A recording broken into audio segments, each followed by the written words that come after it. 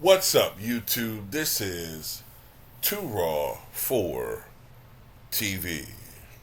Alright, so before I get into this video, I want to give a big shout out to the brother Aram for once again showing love to Too Raw for TV with a donation to the channel via the PayPal. Much respect to him for showing love once again to Too Raw for TV. Alright, so I got a question for my subscribers, and that is my opinion about Cooper Flagg. Now, Cooper Flagg is a high school phenom. I think he's ranked number 2 by ESPN nationwide as far as high school is concerned. He gets inevitable comparisons to Larry Bird. And, look, ever since Larry Bird played, every potential white player that seems to show great promise has been compared to Larry Bird. And quite honestly, just about all of them, with the exception of maybe like a guy like Dirk, who didn't play like Bird really per se, but with the exception of maybe Dirk, maybe also Luca. Other than that, everybody else has sort of failed. I mean, they weren't anything near Larry Bird. And even the guys I've named, they're international players. So since Larry Bird, pro basketball has lacked that American-born great white player. And it's not that I'm trying to make this about race.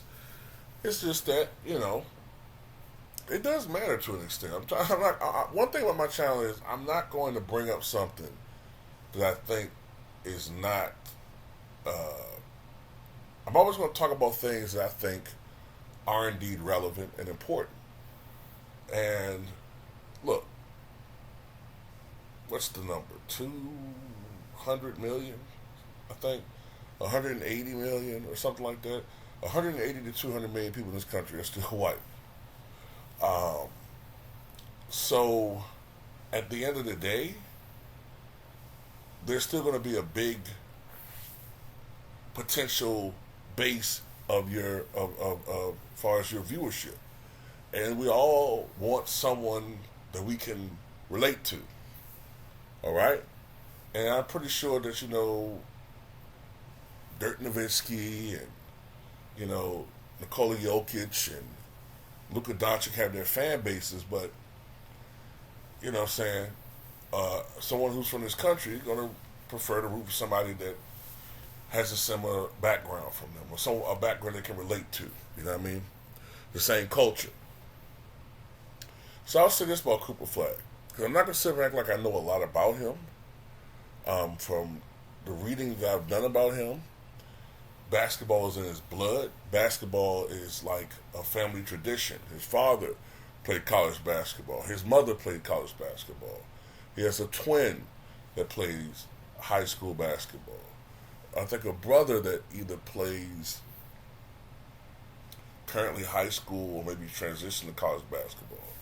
I think he has another sister or something like that that's played high school basketball. Basketball is in his blood. And I don't know if you could make a Larry Bird comparison, because Larry Bird, was successful at the highest level in the greatest league.